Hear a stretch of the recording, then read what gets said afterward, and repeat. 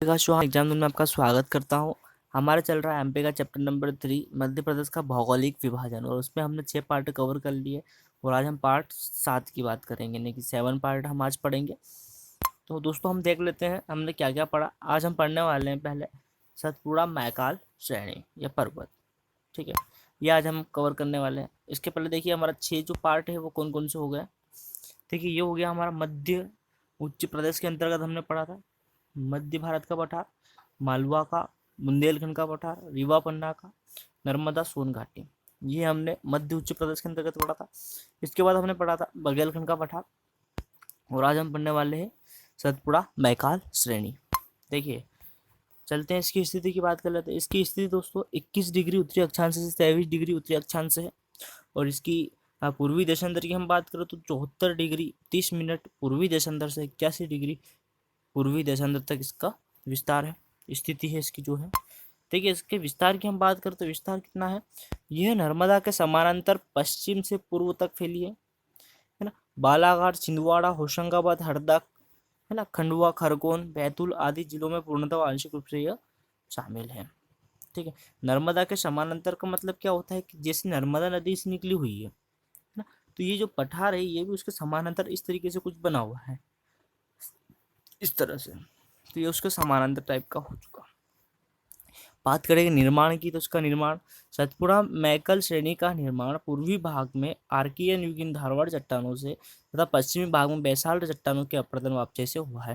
दोस्तों आप टेंशन बिल्कुल भी ना लीजिए, चीज़ें मैं सारी लाइव क्लासेस जब करूँगा आपको तो सारी चीज़ें एकदम क्लियर कर दूंगा। अभी यहाँ पर सिर्फ आप नोट्स जो है आपके तैयार कर लीजिए।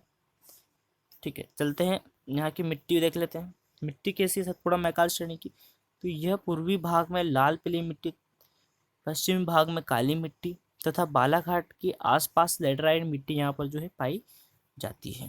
चलिए बात करते हैं जलवायु की। तो यहाँ गर्मी में सामान्य गर्मी रहती है, वह ठंडी में अधिकतम ठंडी तथा वर्षा में अधिक वर्षा जो है यहाँ पर रहती है। यहाँ पर वनों की जो थोड़ी सघन सा पाई जाती है। चलते हैं यहाँ की नदियाँ की हम बात कर लेते हैं। नदियाँ कौन कौन सी है। इस पठार में नर्मदा की सहायक जो नदियाँ होती हैं, जैसे कि नर्मदा की कितनी सहायक नदी है, तो टोटल 41 सहायक नदियाँ हैं, जिसकी शक्कर, ऊटी, हथिनी, वैनगंगा, ताप्ती आदि नदियाँ यहाँ पर प्रवाहित होती है। देखते हैं यहाँ खनिज की हम बात करें तो खनिज कौन कौन से हैं यहाँ पर। यहाँ बालाघाट से मैग्नीज व तांबा, इसके अलावा टीन, टंगस्टन, कोयला आदि यहाँ पर पाए जाते हैं। दोस्तों ये बालाघाट जो मैग्नीज है, बालाघाट को मैग्नीज राजधानी भी कहा जाता है ना। मैग्नीज राजधानी बालाघाट है। फिर इसके बाद में जो है बालाघाट से मैग्नीज, तांबा वगैरह यहाँ पर जो है खनिज पाए जाते हैं। उद्योग की अगर हम बात करें तो यहाँ मैग्नीज तथा तांबे से संबंधित जो उद्योग का संकेंद्रण तो है ही, इसके अलावा भी भिलवा से शाही बनाने का कारखाना, अखबारी कागज, नेपा नगर। दोस्तों ये इम्पोर्टेंट हो जाता है। ये क्वेश्चन ऐसा भी पूछा था जो है आपका न्यूज़पेपर मिल है ना, न्यूज़पेपर प्रिंट जो है कहाँ पर स्थित है, तो ये आपका नेपा नगर में। अब नीचे टेस्ट सीरीज में सारे क्वेश्चन भी इनके कवर कर लेंगे। जलवायु की अगर हम बात करें तो यहाँ की जलवायु कैसी है। यहाँ कोरकू जनजाति पाई जाती है, सॉरी जनजाति यहाँ पर कोरकू पाई जाती है, और भारिया जनजाति का भी यहाँ केंद्र है। सॉरी मैं जनजाति की हम बात कर रहे थे। ठीक है, इसके बाद देखेंगे पर्यटन।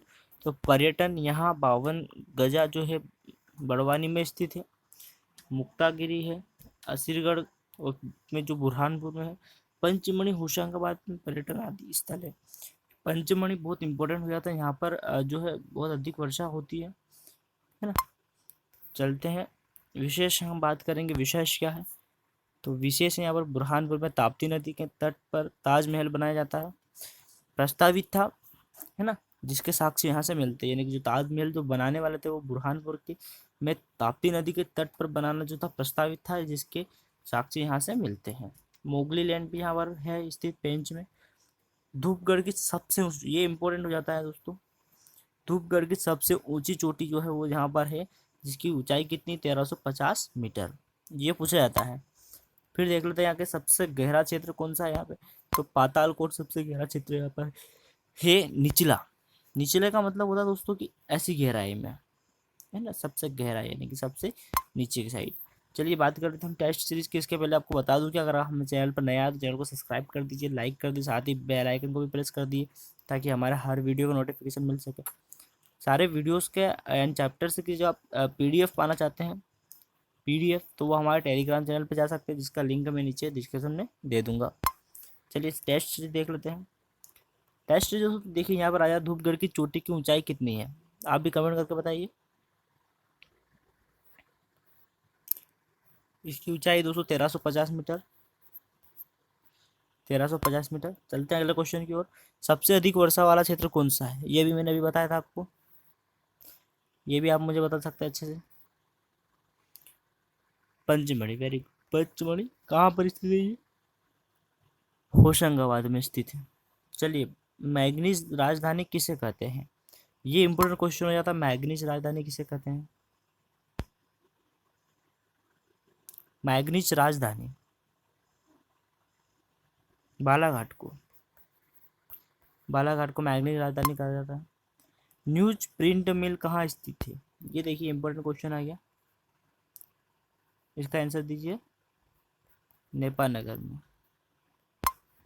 दोस्तों आज के लिए इतना ही, मिलते हैं कल एक नए चैप्टर के साथ। जब तक के लिए थैंक यू सो मच।